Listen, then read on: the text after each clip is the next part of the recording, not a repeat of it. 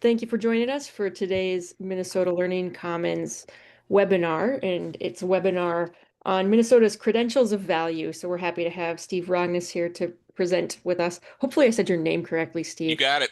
All right, thanks. And you're a research analyst for the Minnesota's Office of Higher Education, correct? That's right. Awesome. Well, just to get started, I want to remind people of the mission of the Minnesota Learning Commons, which is a joint powers partnership between the Minnesota Department of Education, the University of Minnesota, and Minnesota State. And the mission is to promote high quality online, blended, and digital learning and support educators teaching in online, blended, and digital learning environments. The MnLC executes its mission through three primary areas of focus: professional development, collaborative projects, and advocacy for effective digital learning policy and practice.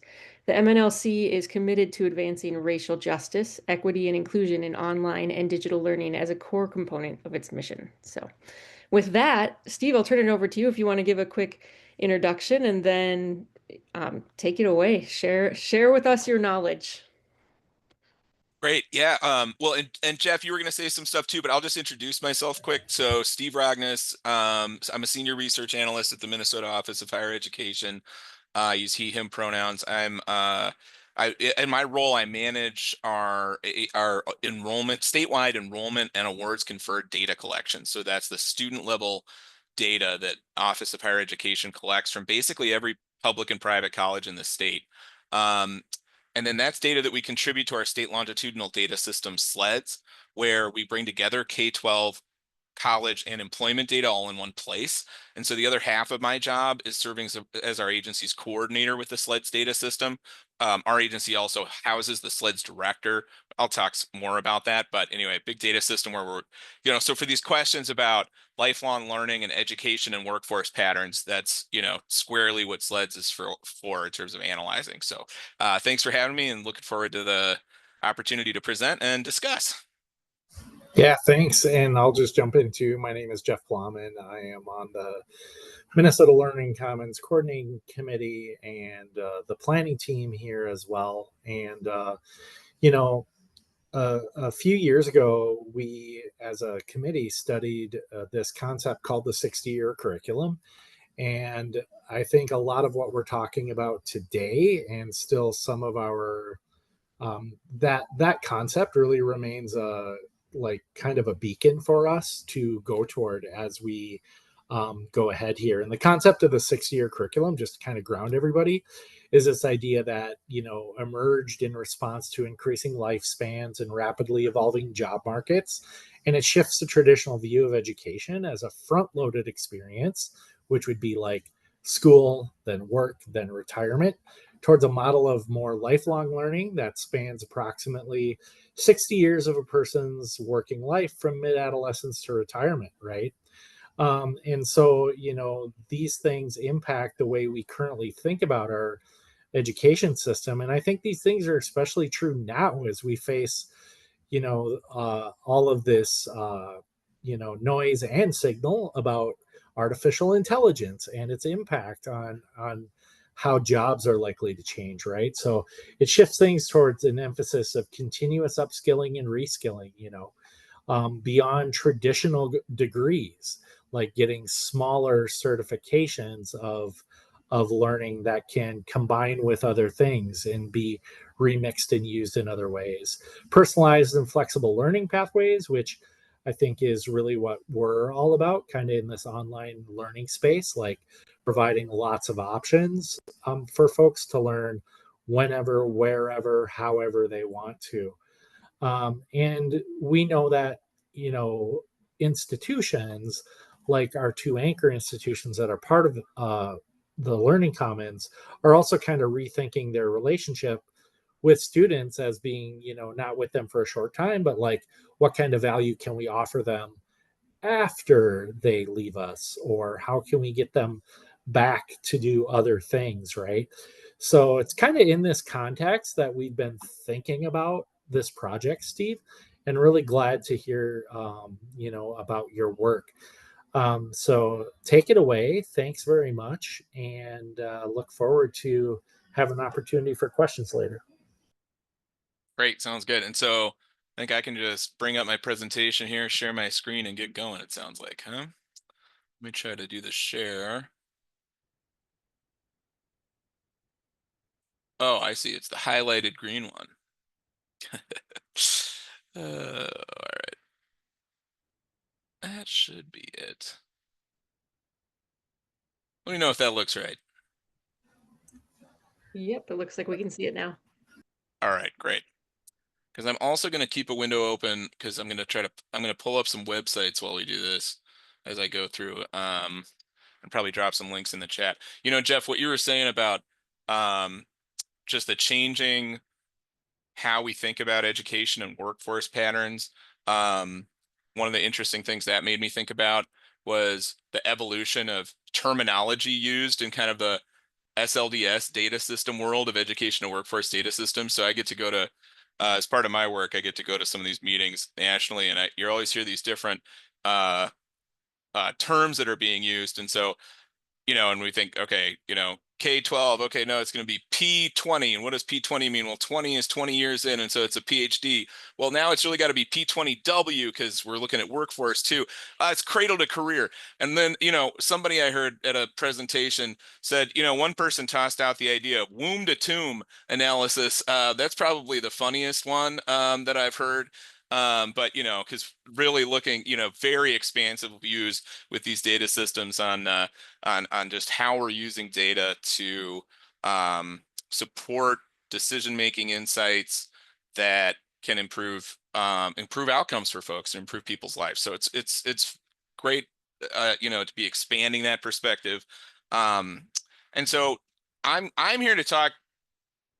I'm going to really hone in this presentation on the Minnesota Quality Credentials of Value framework and some of how we're using that going forward to look at the full landscape of credentials in Minnesota and provide folks, decision makers, students, families, learners, adults, everybody, good quality information about, especially about indicators of credential value, in particular, looking at how we're analyzing employment outcomes, and workforce outcomes, and the complicated relationships of credential attainment and employment outcomes, and sort of how we're looking at that now, what's in place in Minnesota, and how it's evolving. So a whole scattershot of things, but again, please try to jump in if we want to hone in on one particular area of this, because I'm doing kind of a scattershot overview. But here, I thought it might be helpful also for me to just give some background on the Minnesota Office of Higher Education, just all the responsibilities of our agency. It's just talk about where I sit and where I'm coming from on this. One of the things we do is we house the Minnesota P20 Education Partnership, the executive director position. So that person, Josiah Latan, is housed out of our agency, and that's a great arena of conversation around all things educational workforce patterns. So I'll talk then in particular about this credentials of value work really came out of a work group of the Minnesota P20. So I'll dive in on that and share the report that we published 2 years ago now, and talk about the framework for quality credentials of value that's included in that report. Want to talk all through this presentation about the current state of Minnesota data on credentials and employment outcomes, and some of the ways that we're looking at enhancing education to workforce data. And, you know, I was thinking also about that, seeing me use that phrase education to workforce data. I feel like I'm increasingly saying education and workforce data, because this kind of linear idea of education to workforce is part of what we're challenging in this, right? It's much more complicated than that and much more lifelong. And I've got lists of resources at the end, and then we'll have time at the end for questions and discussion. But again, please interrupt, and we can do questions and discussion all throughout. But some of the background on what our agency does, the Minnesota Office of Higher Education. One of our biggest responsibilities is administering state financial aid programs. There's something like $240 million of state funding that goes out the door annually from our agency, with the largest chunk of that in the Minnesota State Grant, our companion to the Pell Grant. So to support Minnesotans' pursuit and completion of a post-secondary credential. We have a number of competitive and legislatively named grants. We have a registration, licensing and registration department. This is a really interesting area of our agency's responsibility. It's really about the regulatory responsibilities of our agency. If you offer post-secondary, if you offer education and training beyond high school, you're either in Minnesota, you're either a public system, or you're a private degree granting college, in which case you have to register with us, or you're a non-degree granting career school, in which you have to be licensed or exempt from OHE licensure. A bunch of complication to that, but basically it says after high school, the whole purview of post-secondary education and training, there's a huge chunk of regulatory oversight responsibilities that falls to our agency. By the way, one fun fact about that area of our work is that we house transcripts for students from closed schools. This is one of my, I'm trying to sprinkle in some fun facts. I've been at the agency 6 years now, and so I try to point these things out. There's kind of the interesting aspects of our work that folks often don't know as much about, but I think are really important and interesting. So, that's included, especially in a wave in the last 15 years of large for-profit institutional closures. Our office now houses, I think it's in the hundreds of thousands of academic transcripts that folks can come to us when they need that for a job or for getting their transfer details pinned down in the next institution if they're from a closed institution, all of that kind of stuff. We negotiate and administer tuition reciprocity agreements. So those are the agreements involving in-state tuition with neighboring states. We have federal programs. We have a college readiness program called Get Ready. It's a federal Gear Up grant. And so there's a number of staff at OHE that work then with targeted high schools on college and career readiness. Okay, now we're to my bullet. This is where I sit: the collect, maintain, and report data on students and post-secondary institutions. So I'm in our research team. And like I said earlier, I collect statewide data, a statewide database that we maintain of enrollment and awards conferred, or college graduation data, from basically every post-secondary institution in the state, public and private. So if you participate in state financial aid programs, or if you list programs on the state's eligible training provider list for workforce funding, you have to report data to OHE. And that student level data that we collect and then provide to the state longitudinal data system, SLEDS, where we link it with K-12 employment. We have a whole area of work around campus sexual misconduct and Title IX compliance, research and report on the effectiveness of post-secondary institutions, promoting post-secondary access and attainment, and a lot of the work of our communications team. And we also provide the lead staff and the administrative infrastructure for SLEDS and, like I said before, the P20 Education Partnership. I want to talk, I'm going to be talking a fair amount throughout this about SLED, so thought it'd be helpful to just go through some basic background. As I've been emphasizing, that's our state data system where we join K-12, college, and employment data all in one place.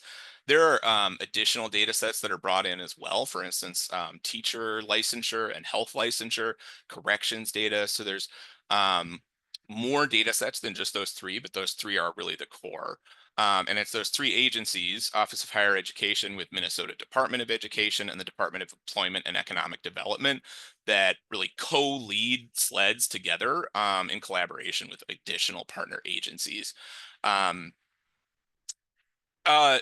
This is data infrastructure that's been set up across states nationally. Most states have some version of a longitudinal data system. Minnesota's is, I think, is often highlighted as a very robust example of a state longitudinal data system. One of the advantages that we have that I wanted to highlight is that we actually bring in the full data sets of all three of these data sets together in the data system. And so if you're on the SLEDS public reports webpage, for instance, you're going to see a lot about what happens to high school graduates, what happens to college graduates, et cetera. Those are the ways that we've chosen to display outcomes in SLEDS public reports, and some of the key outcomes that this data system was built to be able to provide. But there's a lot more that we can do with that. And SLEDS has a process for requesting data for external research projects. So there's an application process.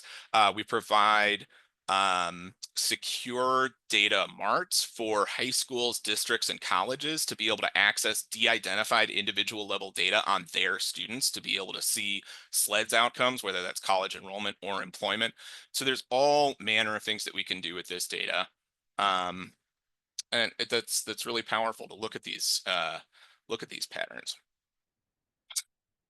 All right, so you can tell I like my fun facts, or I'm trying to put more of those into presentations now that I've got a little more context in my career. But these are just a few that came to mind that I thought I'd put in front of you for some fun facts from SLEDS data on education and workforce. And this relates to some of the questions that we've been answering that we get from folks. They want to say, hey, can you tell me this? Can you tell me that? All these things. One of the great joys of my work is all the interesting questions that people are asking that can be answered with OHE and SLEDS data and helping to get those answered. So, okay, so the first one I put up here is employment during high school.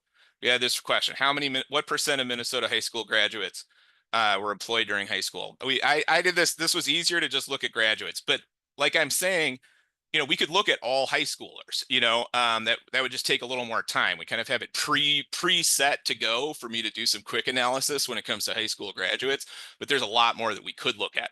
But I thought it was neat to point out that nearly 80% of Minnesota high school graduates had at least one quarterly employment record in Minnesota prior to high school graduation. So that was really interesting to see. We've gotten a question about credential attainment during high school. For the high school graduating class of 2022, 1,415 students completed a college credential while in high school. So before or kind of right as they were graduating from high school. That includes, it's a roughly, I think it's actually a little heavier on associate degrees than certificates, but it's sub-baccalaureate certificates and associate degrees that folks are completing at the same time that they're graduating high school. And that's out of, it's not like it's a huge percentage, right? I think it's a little more than 2% of the something like just over 60,000 graduates from the class of 2022. But really interesting to see, right? And so all of the opportunities that high schoolers have, even before they're formally enrolled, post high school and college, they can already be completing those credentials. College going rates within 5 years of graduating high school, 75% or more of Minnesota public high school graduates enroll in college. And we get data not just on Minnesota college enrollment, but we also get data from the National Student Clearinghouse on national college enrollment based on the classes. That was based on the classes of 2018 and 2019. And that's, by the way, that's enrolling in college broadly defined, right? So that's everything from sub-baccalaureate certificates and two-year programs, associate degrees to bachelor's degrees. And then, of course, as folks advance in their post-secondary careers on into the graduate degrees. But I think that's the fact that, the overwhelming, just really high percentages of high school graduates are enrolling in college. Now, we'd like that to be higher. In fact, if anything, we have seen this drop some in recent high school graduating classes. And so that's a really important dynamic for us to be paying attention to and supporting students in their educational journeys. Okay, now I'm going to switch to, so that was some background, some fun facts. Now I'm going to switch to really diving into the Credentials of Value work group and the report that we published 2 years ago. So just some background on the work group itself. This was a work group of the Minnesota P20 Education Partnership. We led this jointly with Minnesota State Colleges and Universities, as well as the Department of Employment and Economic Development, and then stakeholders from K-12 and colleges and business representatives and others that were involved in the work group. But one of the main outcomes was developing a framework that included both degree and non-degree credentials to have a common standard for all types of education and training. As part of an effort to create alignment and understanding, we wanted to, that's of course a big challenge to put out criteria that could be flexibly applied across the full credential landscape. But we wanted it to be flexible in order to be applied to a range of programs and from work-based training to degrees and even graduate level education. And this is looking to say, here's information that we think learners should know, consumers should have about credentials and programs and training providers as they're on their education journeys, and in order to inform folks about all of that, and also to support responsible use of public dollars. I have the link here to the report. Let's see what just happened. If that pops up right when oh, see, that's not going to be quite right. Well, yeah, that'll work. Okay. Steve, would you mind just Me and all my tabs. Would you mind What's just that? copying that link and dropping it in the chat? Oh yeah, That'd be great. do that. Thanks. See, but that's where when I'm in presentation mode, it might not be quite as. Well, if you open See, it, my right click is just, yeah, right, exactly. All right. However you want to get there, multiple Exactly. pathways. Oh my gosh. And then it's no, and then that link, see, that's always a problem with this. So That link is not really, all right, I'm first. going to do this over here. While I keep talking, MNP20 education partnership. And then we've got links to the reports and materials.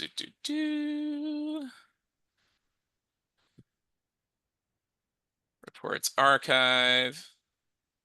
And the direct link. All right, well, and actually this might even be a better link since it doesn't just go right to the PDF. Now this is where now I need to have my chat window up. There's so many steps, right? There are so many steps in this kind of thing.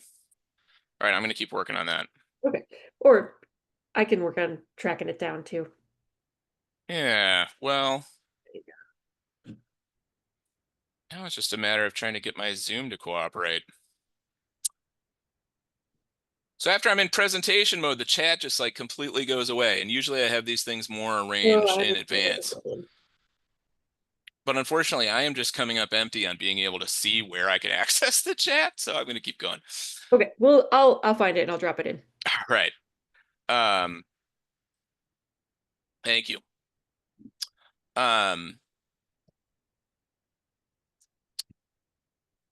Yeah, this is this slide's probably a bit repetitive from before. Let me pull out some of the things that were not already covered.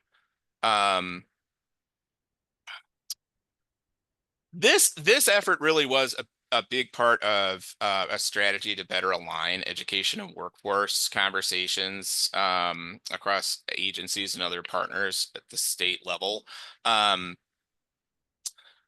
Recognizing that there's multiple funding streams and approval processes that focus on compliance, and what can we be doing to both be enforcing the really important baseline of consumer protection standards, but also highlighting the range of outcomes across programs and credentials in terms of putting the best quality information out to folks. And really, again, trying to understand the whole complicated landscape of credentials. One of the themes that I'll be touching on is that we have really good data on credit-based credentials, certificates, and degrees. We have much less when it comes to credentials that are sort of outside of that credit side, right? So generally we use this term that I think folks are trying to move beyond, which is non-credit, right? So this like huge bucket of just everything else that's not a credit-based certificate or degree from a college or university. And there's a lot of it out there, and we'll talk about that. And they can have important relationships to workforce outcomes, and it's important for us to look at what those credentials are, what the outcomes look like, and to be able to help folks understand that complicated world. These are a couple quotes I like from the Georgetown Center for Education and the Workforce. And I think it highlights the themes that we're talking about, but just getting to the rationale, kind of behind this work. And I'll just read it. But as the relationship between education and jobs becomes more textured, the number of different credentials, including degrees, certificates, professional and industry-based certifications, occupational licenses, and badges. Why don't I just interject here and add registered apprenticeships? Maybe we should call out micro credentials here. I mean, there's all sorts of terms that we could add probably to this. It's grown in their number and diversity. At the time, I don't know if this part of the quote is quite as true these days, but with no learning or earning data on post-secondary outcomes in place, there's growing uncertainty about quality and value of credentials and confusion about how they compare to and relate with each other. So we have much more data now than we used to, or maybe than existed at the time this quote was written, but it highlights that is an evolving area of analysis and something where I think we're getting more tools in the toolbox all the time, and that's we'll be looking at much of what's in place and what we need to add. But also, I really like this quote: "The only strategy more expensive than college is not going to college." So you have questions about the value of post-secondary education, but when we look at the numbers, there's not a question. I mean, there really isn't. So, part of this is putting that information out there to folks, and tying the data with strategic communications efforts to really drive home that message and best support folks in their education and employment journeys. Before I dive into the details of the framework, just wanted to say a little more about what we're talking about when we say the word credential. We've used, in the report, we use this general definition of a credential as a documentation of attainment of a predetermined set of learning outcomes. And oftentimes we define credential by everything that's included, right? So that's what this next bullet gets to, right? It's both degree and non-degree credentials, education credentials and industry recognized credentials, certificates, licenses, registered apprenticeship completion certificates, or other certifications. Noting that a credential is typically approved by an external body, whether that's a federal or state agency, or an industry body. That's where the industry certification data, or just where industry certifications comes in. I would say that's a big area of conversation in Minnesota and nationally, wanting to better understand how industry certifications relate to outcomes, because there's very limited data on that. But point is, very broad definition of what's in scope for what we mean when we say credential. In the report, the Credentials of Value framework, this is how it's organized. So we were working with National Skills Coalition, which I think probably more comes at this topic out from the workforce side of things. And they've really been focused on non-degree credentials. I think recognizing that it's an area that receives probably a lot less scrutiny and analysis than the whole world of degrees and certificates. And so they put out reports recommending to states that states develop criteria around these categories when looking at these credentials. And again, while this was developed in the non-degree space, we wanted a framework that could be applied across the full credential landscape. But we did feel like these categories, the criteria categories on the left, were relevant. So indicators of employment demand, these programs and credentials lead to in-demand employment, indications of wage outcomes, looking for family sustaining wages, demonstration of knowledge and competencies. We added a category of access, so looking at equitable access, especially when well, let's see, there's various ways that concept gets applied then across the credentials, programs, and providers. So that's the other key thing about the organization of this framework, is we recognize that some of these categories of criteria could look different if you were just looking at a credential, versus if you're looking at a specific program that leads to that credential at an institution. And then also if you're looking at the institution or training provider themselves and characteristics that you'd want to see there. Now I'm going to go into 2 slides where we actually look at the content of the criteria that we proposed. This slide has the criteria for demand and wages. So, and again, trying to design this flexibly so that it could be applied across the full credential landscape. But in the credential side there, looking for credentials that are aligned to occupations that are in demand statewide or regionally, or that the credential represents completion of a program that prepares individuals for a range of employment opportunities, right? Recognizing that some credentials aren't as specific to a particular occupation as others. Credential, and then also recognizing that strong self-employment outcomes can be a good employment outcome, of course, but that's a very hard area to understand, because when we talk about employment data, we're really talking about payroll employment data. And so self-employment outcomes, that's another area of where I think we need, ideally we would need a lot more information, a lot more analysis. But we wanted to acknowledge that this full range of outcomes can be good outcomes.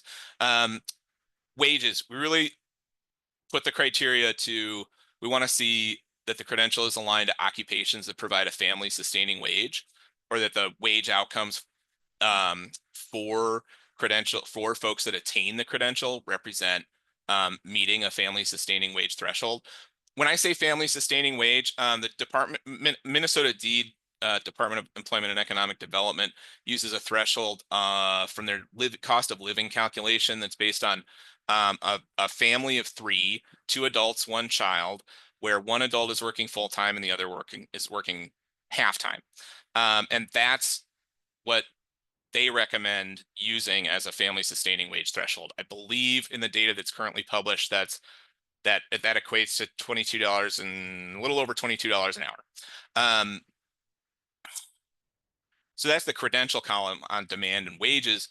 And then recognizing that if you're looking at a particular program, that's where we could really see individuals that completed that specific program and be analyzing their employment and wage outcomes. Here's how we've articulated the criteria for the other the other 3 categories of knowledge and competencies, access. And we also really want to encourage stackable credentials. So looking at credentials that really build on each other over the course of a career and can be, credential and career pathways that build on each other. And then also wanted to encourage collaboration, so prioritizing providers that connect services and pathways across the full education and workforce landscape. And then we've also got the knowledge and competencies criteria here as well.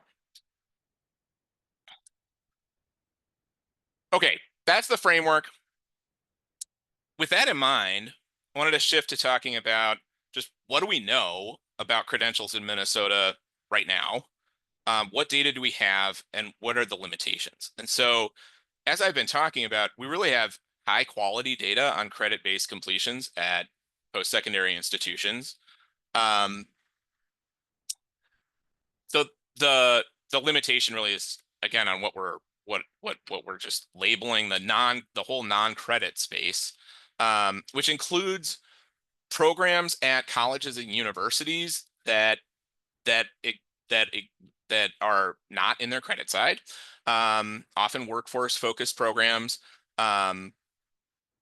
and lead to a range of credentials. So it can include non-credit programs, workforce focused programs at public, at colleges and universities, public or private.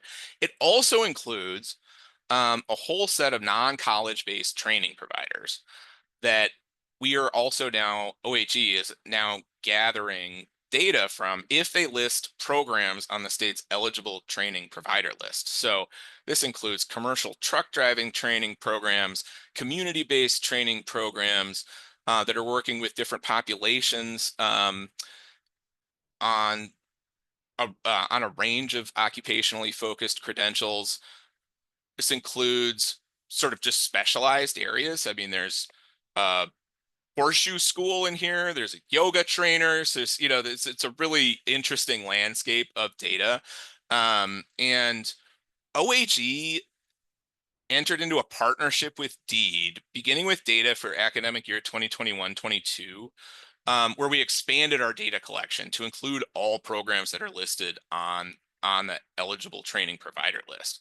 And so that added roughly 35 of these non-college based training providers to our data collection. One of the key limitations of this data is that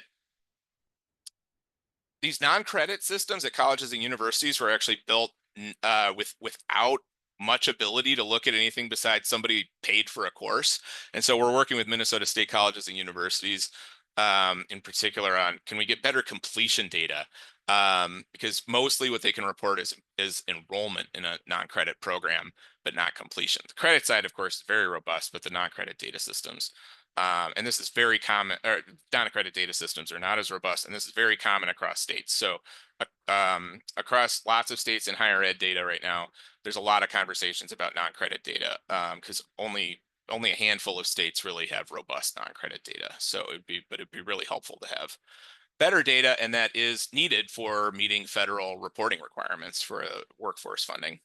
Another limitation is that the data that OHE collects are rolled up to 6-digit zip codes. That's the classification of instructional program, a 6-digit taxonomy of numbers to identify programs of instruction.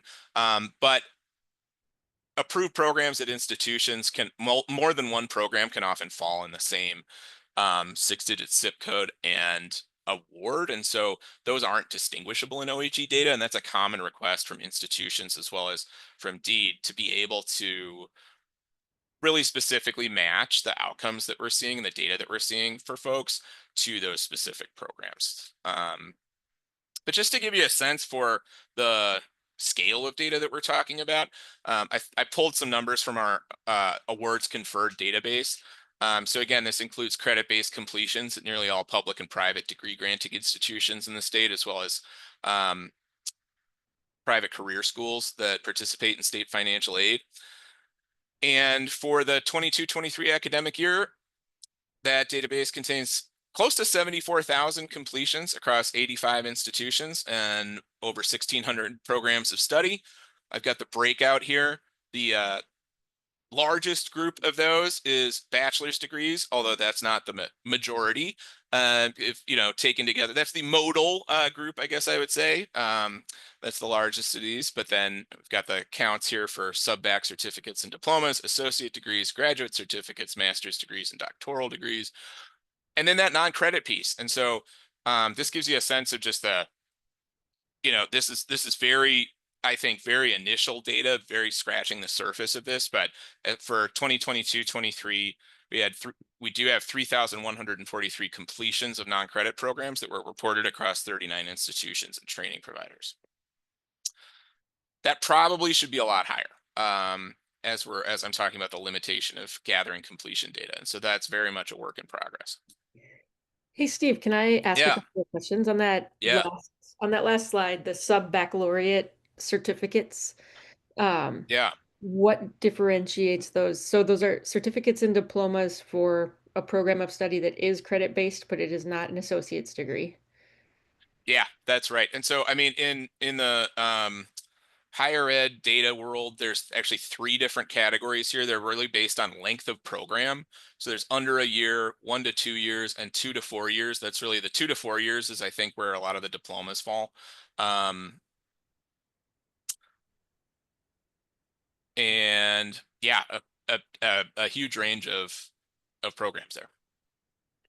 Awesome, thanks. Yeah, does that help? Yeah, I mean, I'd still like, I kind of want to dig in and look at what Yeah. does it entail and what does it mean? Yeah, well, I was just looking at, one of the programs we can't distinguish where we've gotten a question from, this was a question we got from Century College. Hey, we can't see the difference in our certificate completers between, we have 2 different HVAC certificates, and one's for cooling and one's for heating, but we don't see both of those in the data. What's going on there, right? And so you could imagine, right, if you're getting a sub-bac certificate in HVAC, it really might matter if you're going to have the cooling one or the heating one or both. And that could really matter to analyzing your employment outcomes. But in OHE data, we don't see that distinction. And so that's really the problem we're trying to solve there. highlighting a couple of the reports where this data is used, our awards conferred data. So we use it to inform our progress towards our educational attainment goal, which really is centered on census data, but we supplement it with OHE awards conferred data. And then for employment outcomes, really the headline data tool in the state is the graduate employment outcomes tool that's housed at DEEP. And if we have more time later, we can look at that. But it takes all of the credit-based completions in OHE awards conferred data and publishes industry, hourly wages, annual salary, full-time, part-time, all these different employment outcomes at different time ranges after completion. Second, third, fifth, and eighth year after credential attainment. Okay, I wanted to make sure to highlight this project. So we have a project underway that is looking at it's a job posting analysis project to analyze job postings and other labor market data to identify credentials that are aligned to occupations that are in demand and pay a family sustaining wage. This is one project we've undertaken with the support of the 2023 State Longitudinal Systems Grant, State Longitudinal Data Systems Grant, and really relates to trying to fill that data gap for credentials that are outside of those credit-based programs. And we based this on a report from Hawaii, Hawaii's Promising Credentials Report, that where the process of this analysis is looking at labor market data about occupations to identify occupations that are in demand and pay a family sustaining wage. So those occupations that meet the criteria that we put in the framework.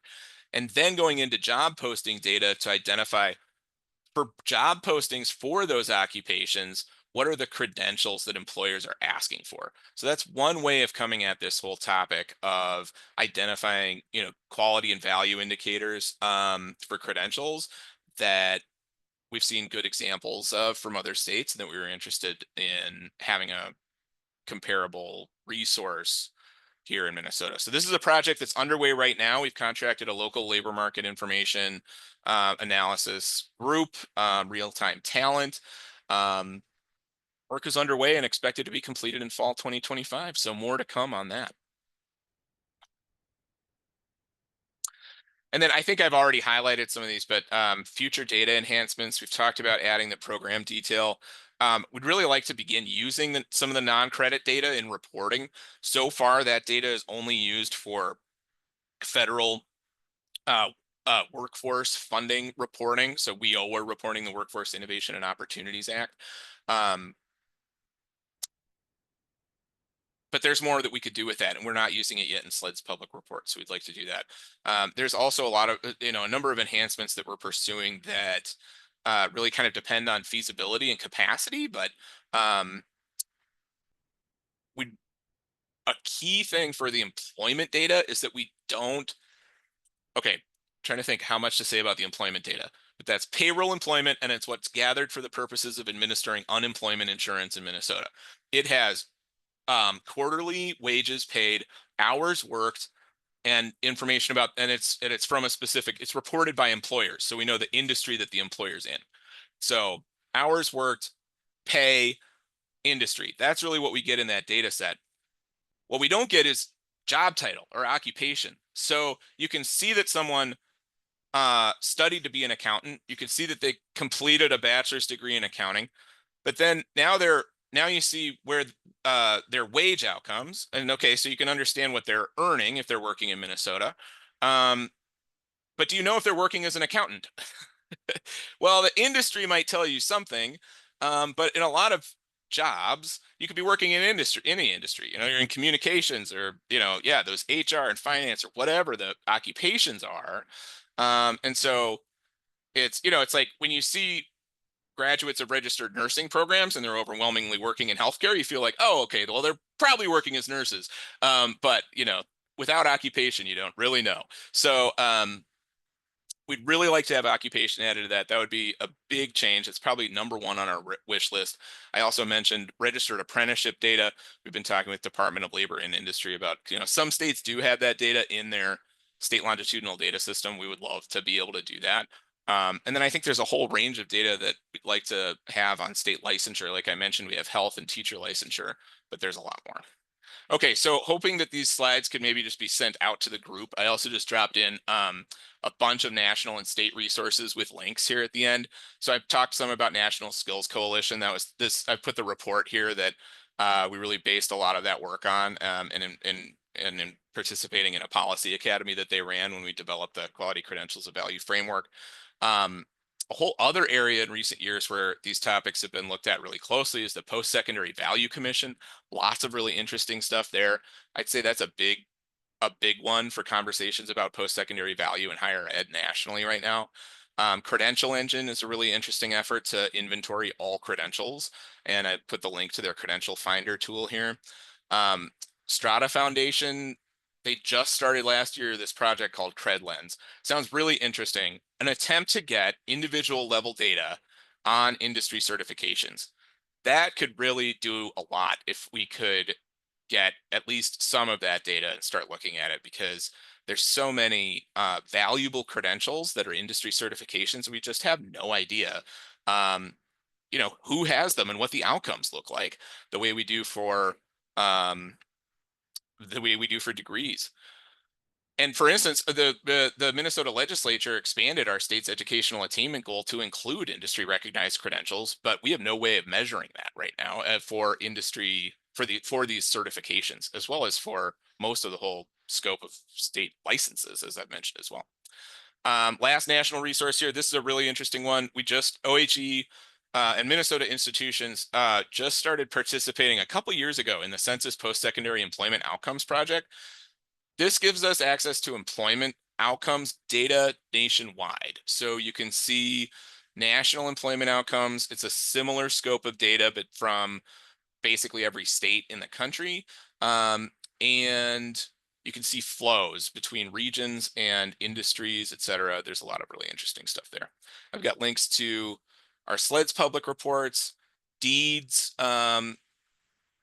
that's the graduate employment outcomes tool there that I've talked about. They have a whole lot of data tools that are fantastic for understanding a lot of these patterns. And then I've got a couple of the OHE links here. Oh yeah, right. And I put both the My Higher Ed, our college search tool, and then also the DEED Career and Education Explorer. That's their public-facing list of eligible training providers for workforce funds.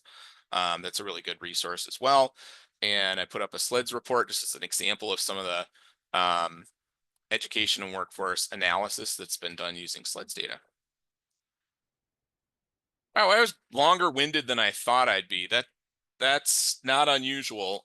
Thank you for listening, and I'd love any more questions and discussion. Yeah, Steve, you have really interesting information to share. So I was glad to see. I know I have like jotted some things for myself to turn back to. So for sure, we'd love for anybody to submit questions. We definitely will share the slide deck, so I'll get that after the fact and make sure we can get it in a format that people can use it. Do you have any suggestions? Well, I have a couple of things. One, I'm going to back up for a second. When you mentioned industry certificates and we just don't even know, we don't have a measure for that because we don't know where they are or who's attaining them, and we don't have that data. That's data that those industries, I'm certain, would like to be able to share, because we oftentimes Yes. hear promotion for trades education, whether it's degree attainment in a trade, or if it's a professional certification. And so I just kind of wonder, there's got to be a model or a way, some mechanism to start that conversation and to expand knowledge there. But that was just a thought that I had. I think you're right on, and I think that's actually where Strata has really been starting this wisely, is looking at what's the value to those industry certifying entities in having that data. And because otherwise, why would they? I mean, just kind of approach it from a straight incentives viewpoint, right? Like, give them a reason that that they would want to have that data themselves, and then maybe that'll create the opportunity for the partnership. Right, Yeah. in ways that they would want to communicate the value of their credentials. Absolutely. Well, and there's big ones like the Manufacturers Alliance that are already doing some of this with National Student Clearinghouse. And so that's kind of the triangle of this, is Strata working with certain partners and National Student Clearinghouse, I think, to try and bring all of this together. That's my understanding, at least. hopefully that at some point will lead to, although it'd be very expensive, was for what I'm hearing, but hopefully at some point that would lead to being able to get individual level data on industry certifications into our state longitudinal data system someday. That would be really great. Awesome. And then do you have any suggestions or thoughts on how to improve collaboration between our K-12s or our pre-K-12s or our womb to, I'm not sure if we go to 18 there or if we go beyond, maybe even 21. But to improve collaboration between those systems of primary and secondary education and higher ed and ultimately even workforce, but to get the right people in the room to stimulate that path, the conversations, and to smooth that pathway for students and workforce, for Yeah. people who live, our constituents in Minnesota. Yeah, it's a great question. And I'll say I come at all of these questions like from a data standpoint, meaning what I could talk about is how to improve sort of data collaborations, because that's what, from where I sit, that's kind of what I see, right? Is like who's trying to use what data. What I don't see is like who's collaborating on all the awesome programs that are going on out there. And, like that's a whole world of this that I don't, frankly, just don't have much of a viewpoint of from where I sit in my role. I can say that for SLED's work, building those partnerships around using data is really central to our work. So, in particular, we have the SLED's network, it's called, where it's folks at many of the service co-ops. So these service co-ops, folks on this meeting probably know more about them than I do, honestly, but like, set up, they work across multiple areas. Education's one of them, but like also healthcare, et cetera. And part of the reason they're set up was to do just like collective purchasing at the local level, working with city and county governments for efficiencies there. But they work across multiple issue areas. We've got SLED's coaches that then for the folks working on education areas in those co-ops that work with school districts on using SLEDs. We have a lot of school districts that have, kind of depends on capacity, right? Some school districts have folks that really go in depth with using SLEDs data, even to the point of doing really robust research applications. And then I think, all of those are an area where it's kind of like, oh, here's maybe a good point too, is where we bring in kind of the place-based organizing perspective. And so the Education Partnerships Coalition, I think, is one really interesting space where sort of on the ground locally, folks are thinking about how to bring people together across all these arenas and look at the data together and talk about what goals are trying to be driven and how to get there. So in the Twin Cities, for example, Generation Next with Northside Achievement Zone and St. Paul Promise neighborhoods, we work with them a ton on the data needs that they have. And, I think it's those kind of local collaborations where it can happen, right? The best in a lot of ways. I mean, we try to do it at the state level too, but a lot of those, just what are we trying to do in our neighborhoods and our communities to drive outcomes for folks? That's really where we love to see that collaboration happening, and where we want to step in to just be a valuable data resource every place we possibly can. That was a really rambling answer. I don't know if I have like great, sound bites on that one, but especially for data collaboration, it's definitely something we really think about. I'll just try to edit the response for those sound bites before I send out the video. No, I'm not. I'm just kidding. We just have a couple of minutes. This has been really helpful information. Like I said, I have pieces that I know I want to go back to look at and to maybe further some of my own work. I'm just wondering if there are other questions. Jeff, do you have any that you'd like to pose, or anybody any of our participants, if you have questions that you'd like to bring for Steve? And again, I will send out the resources that were mentioned here in a follow-up email as well.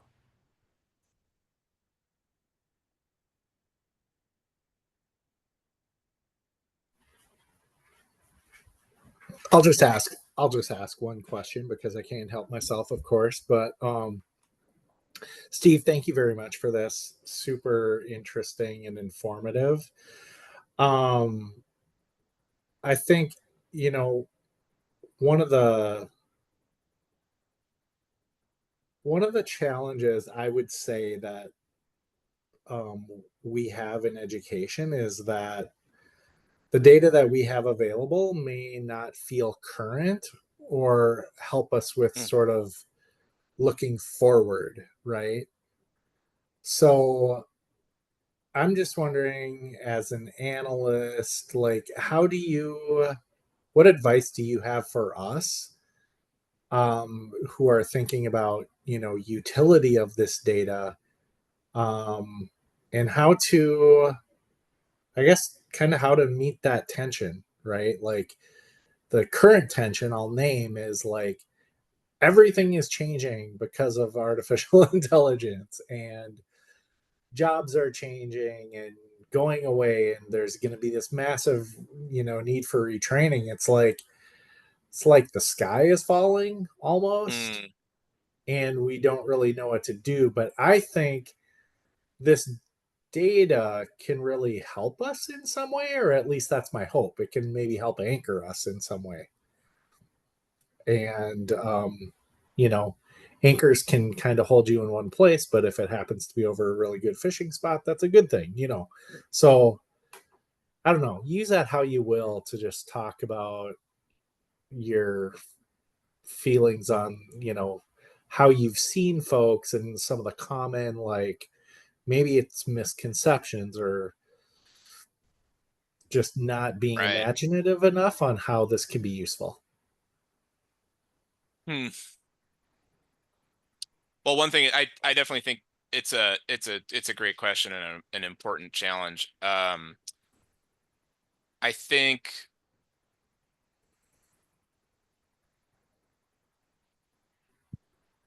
there's definitely a lot where that comes up in labor market data of trying to do trends and forecasting of how industries and occupations are evolving.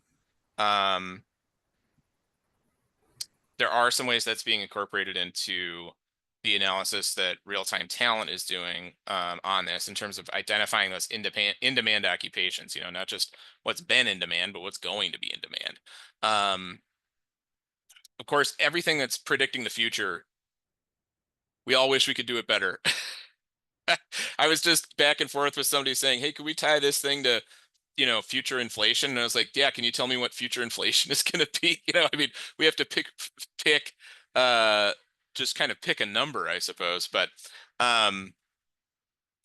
yeah, there's so much we're trying to figure out with what we have right now. And I'm trying to think what to say more about in terms of, I don't know, how the data can help with those challenges. I do think part of it is looking at how durable a lot of these patterns have been over longer time periods too, to just say, we've been through a lot of different transitions. And so, there can be ways, I think, where looking at past transitions can inform the transitions that folks are worried about right now. And the longer data scope we get, the more those become possible. So with SLED's data, we've got about 20 years, going on towards 20 years of data. And so, sometimes we are dipping back into that to say, oh, okay, well, this thing we're experiencing over here, well, the Great Recession was a shock kind of like that. That's not an example for what you're talking about necessarily, but, you can look at that kind of thing. I think that's some of what historical data can maybe do to inform the current challenges. And I would also say, just the more that looking at kind of how like potentially an area of inquiry there, it seems to me, is looking at how very occupationally specific credentials perform over time versus like 4-year degrees or graduate degrees, or more longer term education and training that is developing more skills that are applicable across occupations and industries, that kind of thing. Just some ideas for how you could come at that question, but I think it's a great question. Yeah, and I just wanted to also say, I really think what you said about the local, the local conditions and using this data to bring people together at the local level to have those conversations is a great way forward. Like, I can think of lots of examples of communities that have done that. And I'm mostly aware from the, paying attention to the K-12 perspective, but there are a lot of communities that have done that, and I just think that that is such an important way forward. Yeah, nice. Awesome. Well, we are just past 4 o'clock. So I will, like I said, share this all out. Thank you so much, Steve, for joining us. Like Jeff said, it's been really interesting and I think really helpful to kind of point us to these data sources and also to some of the people behind some of those questions about collaboration and how do we get those local conversations going and maybe some broader conversations to facilitate access really to these programs. I'll pull out the quote that you highlighted earlier in the presentation about the only strategy more expensive than college is not going to college. That one sticks with me, maybe particularly since I have a high school junior in the house right now, and we're looking at these questions. But really, really grateful for you being here today. Thanks for having me, and thanks for the conversation.